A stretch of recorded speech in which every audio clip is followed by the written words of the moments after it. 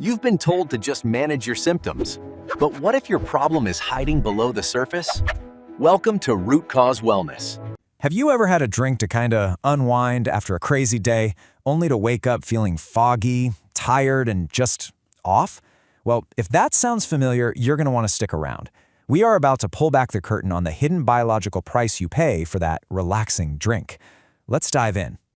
You know the drill, right? It's been a long, stressful day. You get home, you pour a glass of wine or maybe grab a beer, and you finally feel that tension melt away. But then, bam, it's 3 a.m. and you're wide awake. The next morning, it's not just about being tired. You feel bloated, your brain feels like it's stuck in first gear, and there's this weird hum of anxiety in the background. Sound about right? Now, you might just chalk this up to being a little hungover, but what's really happening under the surface is so much more serious. That feeling? It's not just about dehydration. Think of it more like a hidden biological tax, a tax that you're paying for that brief moment of relief, and it's a tax that just keeps adding up over time, robbing you of your energy and your mental clarity. So what's the first installment of this tax? Well, it all kicks off the second you fall asleep. See, you think that drink is helping you relax, but what it's really doing is launching this silent hormonal assault inside your body. It is literally rewriting your body's chemistry while you're fast asleep. Okay, so let's meet the main villain in this story, an enzyme called aromatase.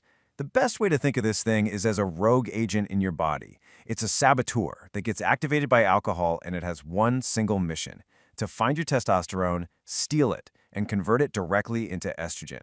And the process, the chain reaction here, is frighteningly simple. You have that drink. That causes your aromatase enzyme levels to just spike. And then it starts its work, this grand hormonal theft, turning your testosterone into estrogen. And this isn't some small adjustment, it's a full-on hostile takeover that is the direct cause of the fatigue and that awful brain fog you feel the next day. So what does it actually feel like to have these unnaturally high estrogen levels? Well, it's a total system meltdown. Your body gets a loud and clear signal to start storing more belly fat. You feel this deep cellular fatigue that no amount of coffee is ever going to touch. Your stress hormone, cortisol, goes through the roof, which puts you in this constant low-grade survival mode. And it all just culminates in that lingering, frustrating brain fog that just kills your focus. But believe it or not, that hormonal hijack is only half the story. While all of that is going on, your liver is basically declaring a 5-alarm fire. It's forced to yank the emergency brake on your entire metabolism, bringing your body's most important jobs to a screeching halt. See, to process that alcohol, your liver produces a byproduct called acetaldehyde. And let's be crystal clear about this isn't just some waste product. Acetaldehyde is a powerful, recognized toxin. It's a poison that sets off an immediate body-wide red alert. And this is the part you really need to get. Your liver shifts into full-on emergency mode. Imagine an ER doctor with a room full of patients who suddenly has to drop every single one of them to treat a poison victim. That is exactly what your liver is doing. All of its normal jobs, especially burning fat for fuel, just come to a dead stop. Its one and only priority is to get that acetaldehyde poison out of your system. Period. And here's the direct result of yanking that emergency brake.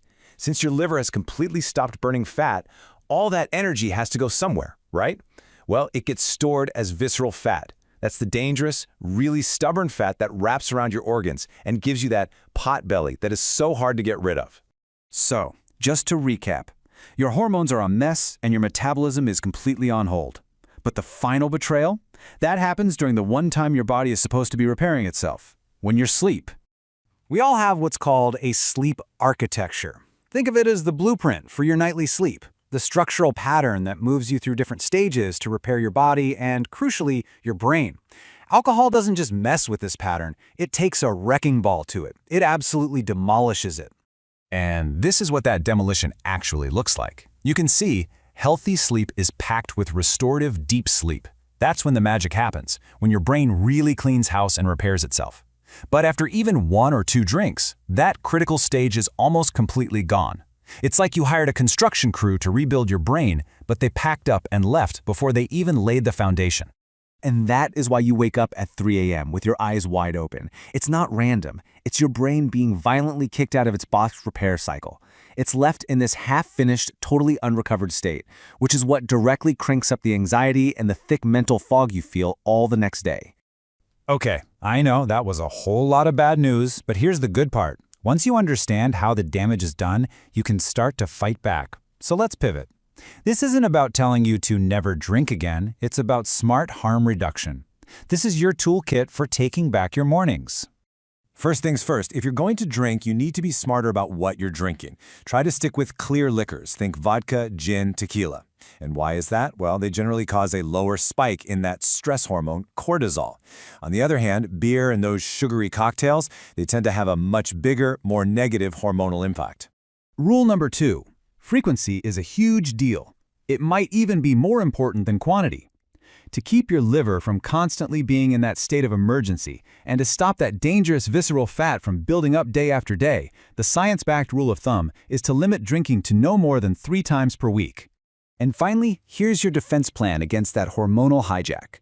Start eating cruciferous vegetables, things like broccoli, cauliflower, Brussels sprouts, with your evening meal on days you drink. Why? Because they're packed with a powerful compound called indole-3-carbinol, or I3C.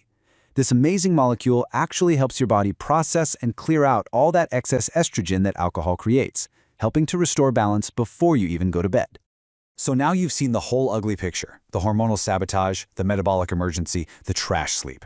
Now that you know the precise biological price you're paying in your focus, your energy, and your health, the only real question left is that nightly drink still worth it?